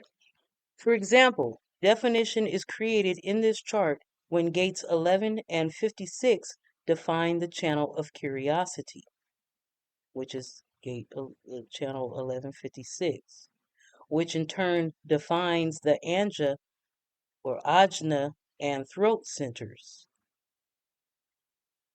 Your total definition, the colored in channels and centers of your chart, shows you what is consistent throughout your life, what is reliably you. Definition is always there, every second of every minute of every hour of every day of every week of every year until the end of your life. It establishes the characteristics of your life force in precise detail. Definition establishes your type, strategy, and authority and shows you where you can find your reliable yes or no when making decisions. Definition is the core of our being, a potential that we grow into as we fully inhabit our nine-centered vehicles by living authentically. This is the self we know deep inside and the unique life force frequency that we project aurically into the world from birth. Our body graph confirms this, and the human design system encourages us to live it. Definition tells our story. The science of differentiation's complex and revolutionary perspectives require the creation of a new language to communicate that story. Ra called it keynoting.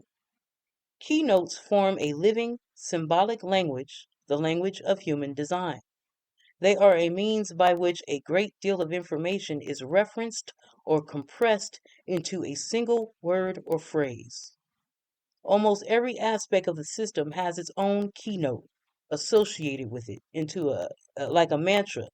Keynotes evoke or awaken or connect us with our body's chemistry and our own unique frequency. Learning and using the language of keynotes is like thinking within the body's hormonal messaging system. It allows us to connect energetically with others. By stringing the keynotes of one's definition and open centers together, professional analysts create a word picture or storyline of a person's character and purpose. Once the keynotes are delivered, the story penetrates the person beyond the level of the mind. As an example, in the illustration above, the Anjna center is connected to the throat center via channels 11 through 56, right? So they're connected. This definition tells us that this person will want to speak his mind and say what he is thinking. Channel 11 through 56 is called the channel of curiosity, a design of a searcher or a seeker. The 11th gate is the gate of ideas, and the 56th gate is the gate of stimulation. It is his ideas that he wants to share. With this definition, he helps make every dinner party that he attends a success because he is willing to talk to anybody who will listen. He enjoys keeping everybody stimulated or engaged in his stories. Although he has a lot of ideas and often says that he plans to do something with them, he rarely does. His ideas do not materialize. Knowing this about himself, but not understanding it, is a source of deep frustration for him. There is, however, a reason why he has this dilemma. His definition stops at the throat center, the center of communication. If the throat center were connected to one of the body's four motors or energy resources, such as the heart, the solar plexus, the sacral, and the root centers, which are discussed in more detail in section 2, then this person could turn communication into action. He could act on his ideas. In truth, this person is not meant to do anything himself with his ideas. Instead, he is to share them and perhaps one day to verbally stimulate someone else into bringing his ideas into reality. Following his strategy of waiting until he is asked or invited to share his ideas will increase his chance of success. Wow, isn't that interesting? Starting to see a little bit more how this thing works, right? It says his throat center isn't connected to the motors of the body, so he really doesn't have the energy to make it happen. He could talk about it, he could form his ideas and discuss them, but to make it happen, that's not his lane. So, I mean, that's what he says. That's what Ra is saying. That's not quite necessarily his lane. So, okay.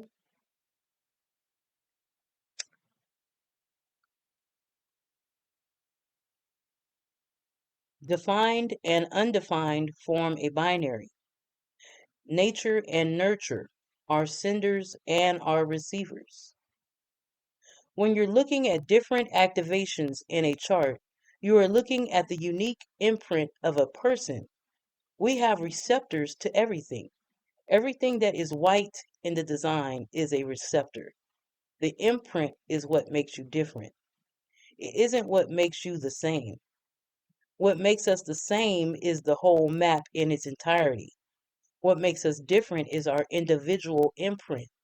This is the science of differentiation, and human design teaches us about our uniqueness, what is to be uniquely observed within uniquely ourselves within the totality.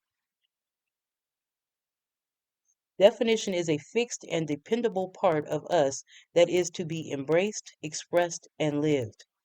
It is consistent throughout our life and therefore reliable. Definition establishes the parameters for who we are becoming, the potential that we grow into over our lifetime.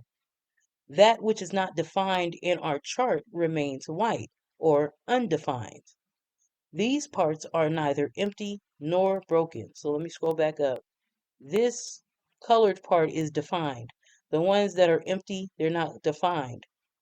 You know what I'm saying? It's just white, plain white. Okay. And okay, so let's get back to it.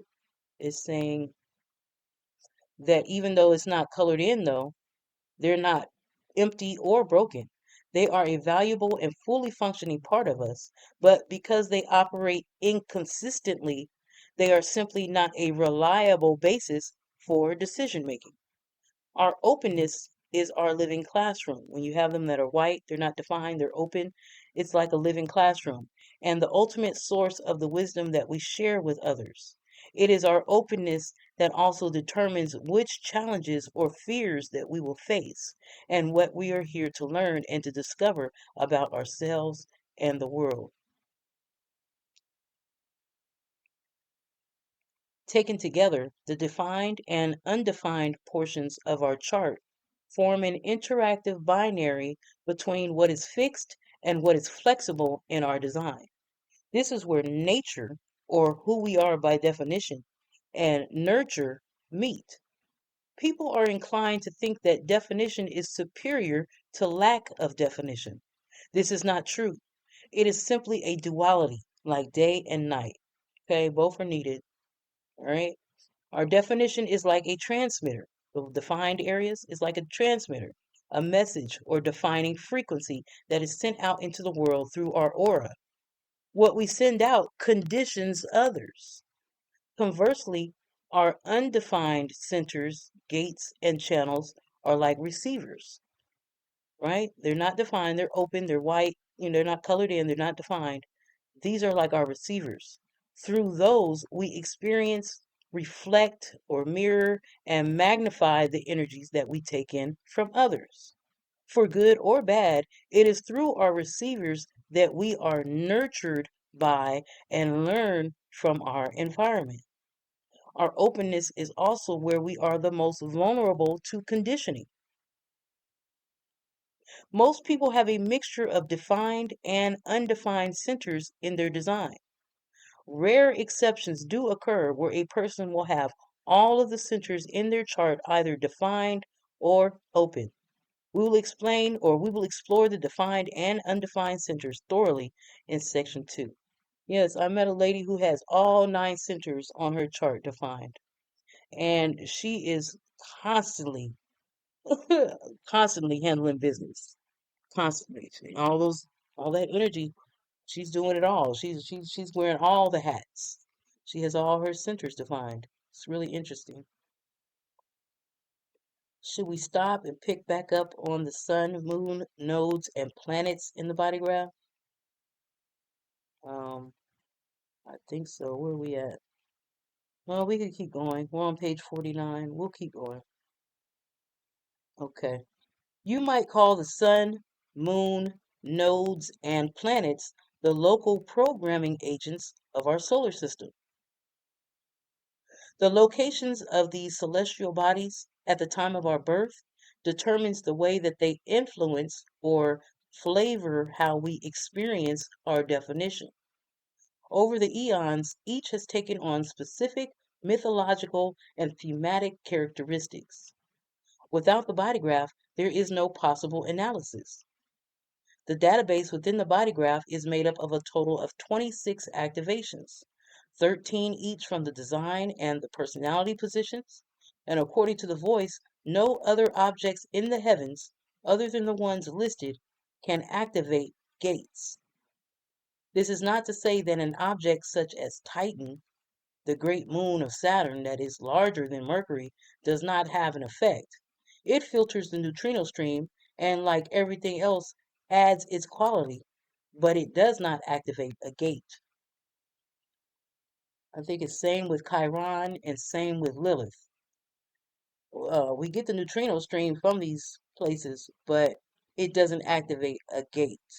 And the gate, another word for gate is hexagram. So it's tied straight. The gates and hexagrams tie straight to the I-Ching. Titan, Chiron, Lilith, these things do not activate gates.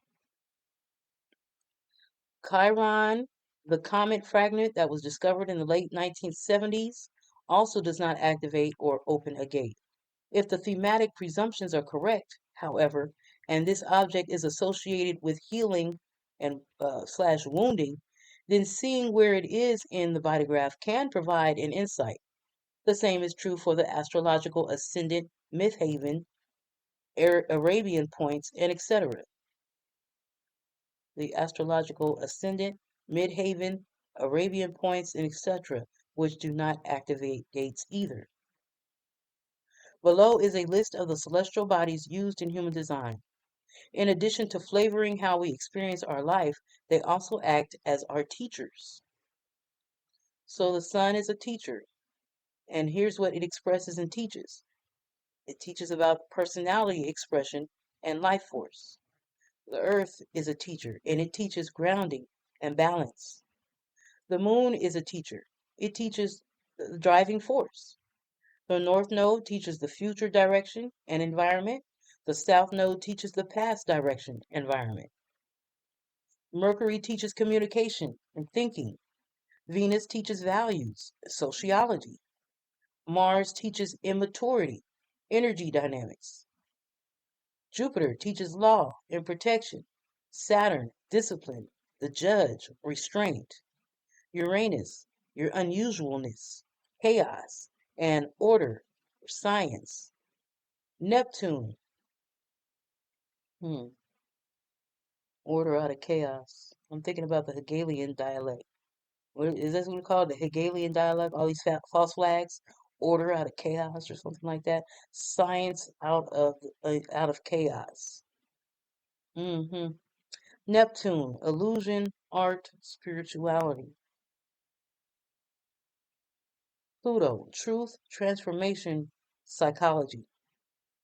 The following pages explain the sun, moon, nodes, and planets and their themes or keynotes. They also provide a short description of how they're used in the human design system. So the sun in our chart represents our core energy, our primary yang force. It is our self as well as what we do and represents the theme of our incarnation. The sun represents the archetype of the father. 70% of the neutrinos that condition us are from the sun. Our personality sun is how we express our light in the world. Our design sun represents genetic themes that we've inherited from our father. The earth. The earth represents where we concretize or bring into form, and how we ground and balance the sun's energy within our forms or our bodies. The sun and earth always operate together and are located opposite each other in the mandala. The earth provides the primary yin balance, the archetype of the mother. We find conscious balance when we're able to integrate the personality correctly in our lives. And we find our stability or unconscious balance when we come to grips with the world of form. The earth is the backbone of our stability. The moon, driving force. The moon represents what moves us, the driving force in our design. The pull of the moon is a force that is powerful, always there, and always willing to embody the message of our sun's energy. The input comes from the sun, but the direction or force or drive is represented by the moon. The moon is the archetype of the eldest daughter and makes possible the task of the earth or mother to drive and move the form, thus ensuring evolution.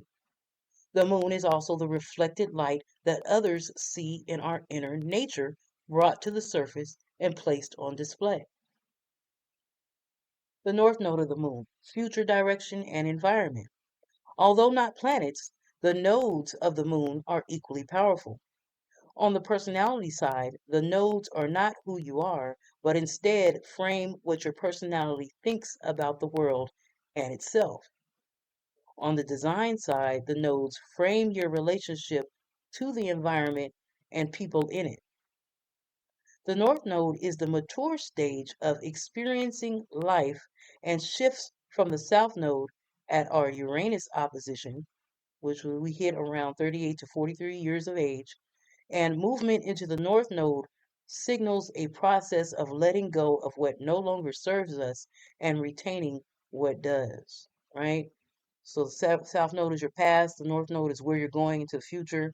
You're gonna you're gonna mature at around 38 to 43 years of age and start to let go of the past and what doesn't serve you to become a more mature, quote unquote, grown up adult. And that's the direction you're moving in. Interesting that it says that you don't really turn into a grown up until you're around 38 to 43 years of age. Do y'all see that? Around 38 to 43 years of age is when you really start to turn into a grown up, an adult. Let go and start to grow and let go of what doesn't serve you, and really try to really. It's kind of like the age he's saying is when we become a grown up. So I want to throw that out there for everyone putting their kids out of the house at 18, 19 years old. I mean, the brain hasn't even fully developed until 25. They're going to get into issues and problems because they're still children. Their brain hasn't been developed. But even then, after 25, it's really not until you reach around the late 30s, early 40s when you really start to become an adult, a grown up. Am I wrong, you guys? Let me know in the comments. South node of the moon, past direction and environment. The south node represents our developmental stage of experiencing life, our immaturity until we arrive at our Uranus opposition, which is from 38 to 43 years old. In our nine-centered Uranian bodies, our transitions from the south node to the north node symbolizes midlife and our entry into adulthood. See that? The nodes represent the stage on which our lives are played out, how we perceive the world around us, and the environments that we will experience throughout our lives that will support us in living out our unique destiny. Mercury, communication and thinking. Mercury, the archetype of the eldest son, represents the expansion of human consciousness, as well as the need within us to communicate. Mercury is closest to the sun, and thus, metaphorically, has its ear. Mercury programs the personality crystal from the time it enters the body until birth. Whereas where your personality Mercury is defined, gives you insight into what you need to communicate in this life. Your design Mercury also has something to communicate, but we often do not know why we are telling something to someone when it expresses through our unconscious form. This is very interesting. Where your personality Mercury is defined gives you insight into what you need to communicate in this life. I know my Mercury, going just off my astrology, not my body graph just yet. My Mercury in general astrology on my natal chart is in Cancer in the 12th house. I'm thinking that will be my personality side. So my Mercury on my personality side is in Cancer. In the, well, we didn't address houses. I don't see houses being talked about at all just yet. So, but I know it's in Cancer. What gate? I don't know. Um, we're definitely going to get our body graphs, you guys. Let's get our human design charts so we know what's being talked about, so that we have an open while we're reading through the rest of this book. We want our own body graph charts so that we can start to learn ourselves as we go over this information. I have my body graph chart. I'm just not going to pull it up just yet. We'll start doing that on the next episode. Okay? As it is, I know my Mercury's in Cancer. That's what I do know. So your personality Mercury is defined.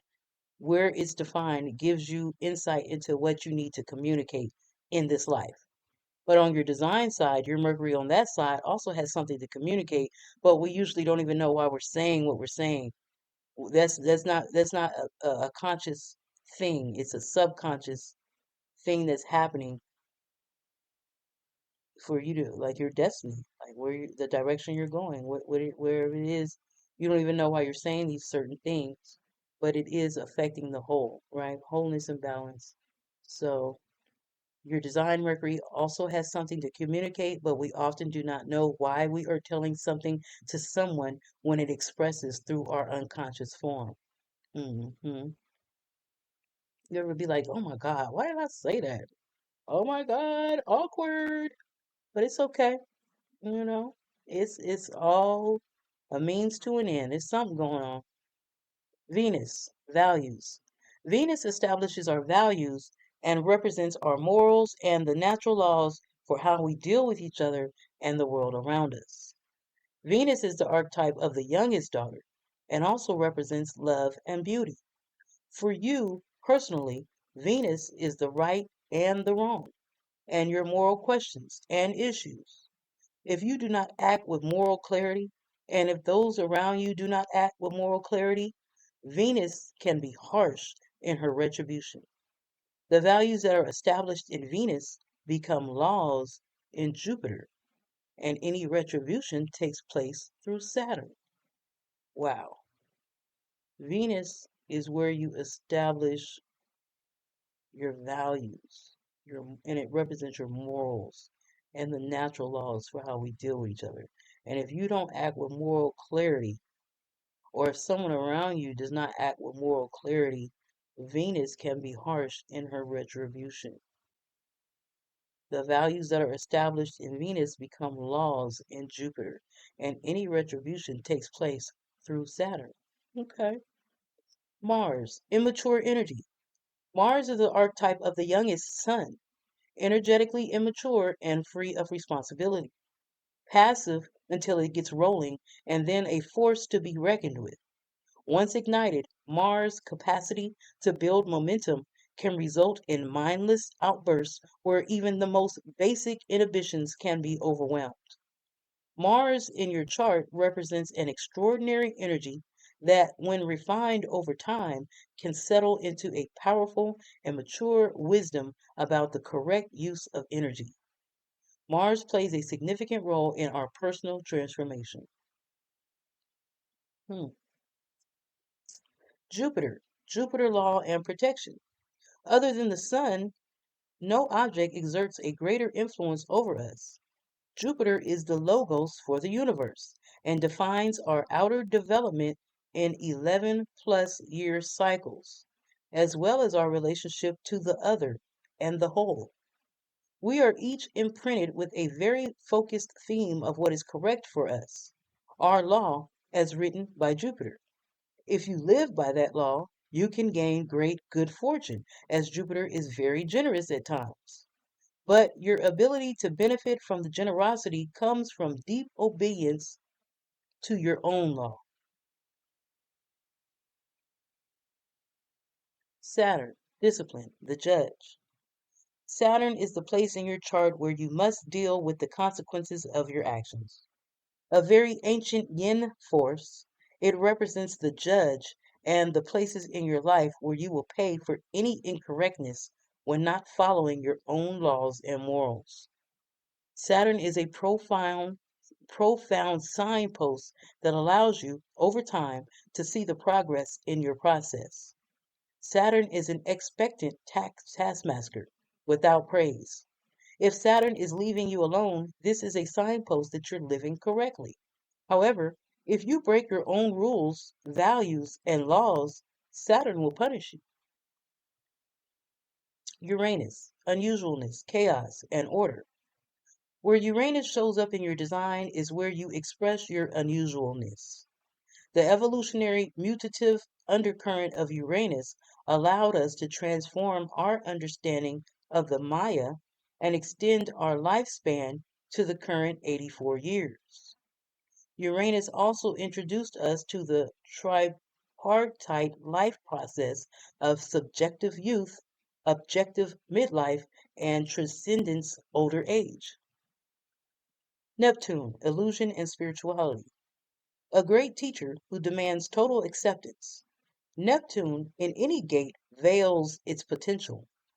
This veiling can deeply disturb the not self, as it's not possible to see through the veil, and we lose the ability to see any limitations, which can lead to abuse. Surrender to Neptune, leave it alone, and you allow the potential magic to emerge from behind the veil. You also learn a great deal about the nature of surrender. So, Neptune demands total acceptance. You're going to have to accept yourself to reap these benefits. Pluto, truth and transformation. Pluto brings the forces of the subconscious to the surface. It represents rebirth. Pluto is the truth teller, bringing truths that are hidden to the surface for you to look at directly and squarely in the eye. Truth brings transformation. Wherever you see Pluto in your chart, this is your truth. Pluto's deepest lesson is to find the light within the darkness. The mystery of Pluto, the mystery of you, takes a lifetime to explore. So let's get back to the neutrino transit field. We are all constantly subjected to conditioning forces, either through the chemistry of those around us or by the planetary transits from the greater cosmic environment in which we live. In the human design system, the definition is the student, the undefined centers are the school, and the transiting planets are the teachers. The transiting planets inform and affect us directly through their capacity to filter the neutrino stream. Mhm. So, defined centers is the student, that's you. The undefined centers are the school. The transiting planets are the teachers, and they inform us and affect us directly through their capacity to filter the neutrino stream. Only the personality or black calculation is used to create a transit connection chart. Both the red and black signs of this design are represented by the green activations in the body graph above. We can The neutrino planetary transit field is shown in blue. We can see where the transit field brings new activations to Joan for this moment in time, which is how it influences or informs her as it passes through her. By staying true to her strategy and authority, she can stay grounded in her own design and avoid being distracted from her course or by the people around her who have also been affected by the transit. Because these neutrinos are moving all day, every day. So every day, on a day-by-day basis, certain neutrinos are going to be, the neutrinos are going to be activating different parts of your gates, your DNA and stuff like that. So that's kind of what it's talking about. Jones' encounter with a daily transit. Only the personality or black calculation, the right side, is used to create a transit connection chart. Both the red and black sides of this design are represented by the green activation. The neutrino planetary transit field is shown in blue.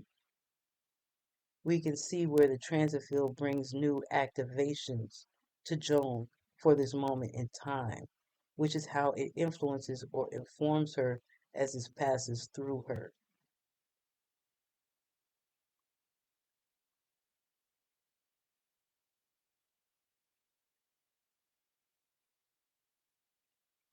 Okay, we'll keep going. Interesting, interesting. A connection chart graphically illustrates the interplay between two people. We are also impacted and conditioned by those around us, especially those close to us. The three charts on the right demonstrate how a connection chart is created. John's definition is represented in blue and Mary's in green.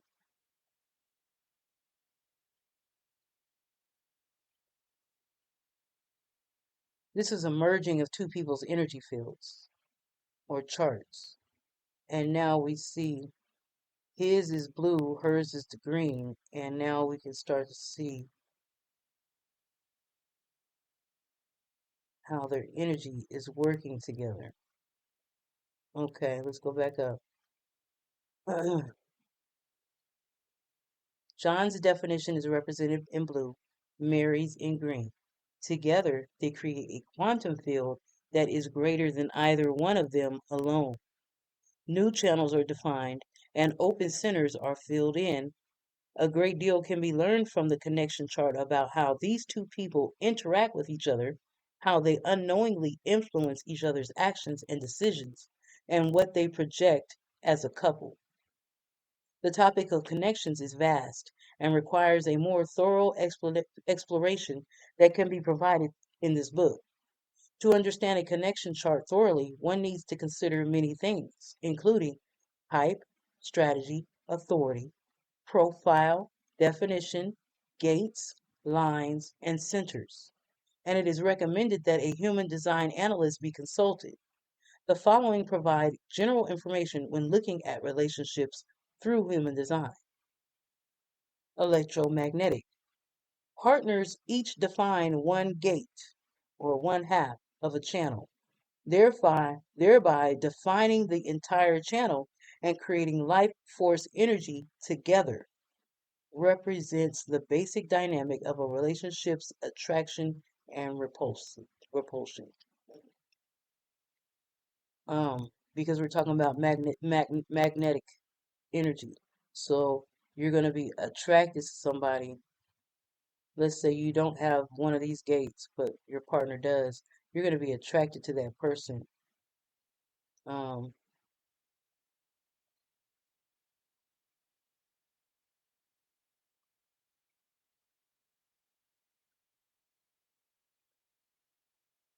you're going to be attracted to that person, and it's magnetic. Partners each define one gate or one half of a channel, excuse me, thereby defining, can I just, thereby defining the entire channel and creating life force energy together. and it represents the basic dynamic of a relationship, attraction and repulsion. Dominance. One partner defines the entire channel while the other does not activate or define either of the channel's gates. The defined channel can only be accepted and surrendered to as a way to experience the other. Compromise. One partner defines the whole channel, and the other defines only a single gate in the channel. One partner that only has one gate, the partner that only has one gate of the channel activated is always compromised by the partner with the complete channel. Companionship. Both partners have the same channel or gate defined in their body graph. This is the potential for friendship, the shared experience. The synthesis of many systems reflected in your human design chart provides you with an extraordinary new view of your life and an understanding of the genetic continuity that flows between the seemingly separate aspects of your design. The combined interplay between your definition, the true self, and your openness, the not self, form the foundation for understanding the ways you will live out your design. Awareness of both who you are designed to be and where you are open to taking in the outside world allows you to have the fullest experience of life and to authentically live out your unique purpose as a part of a greater totality. Right? So,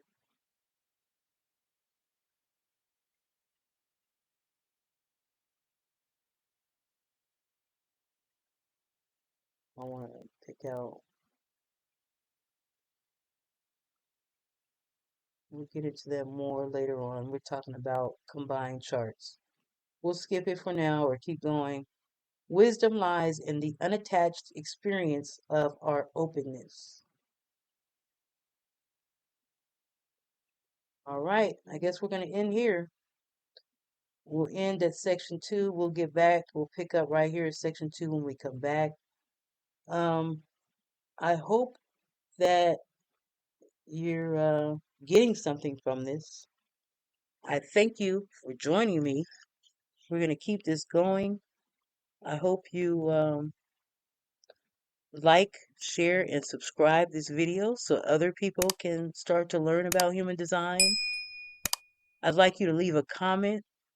Um, Let me know what you think about what's being said. If we have any questions or anything that we need to talk about more in depth, meet me in the chat room. Earlier, I showed a video of how you can get to the chat room on cedargroveherbs.com. Here on the left hand side, you just click CGH chat rooms, and of course, uh, the three buttons at the top, three dots. You click on that, that'll show you all the different rooms.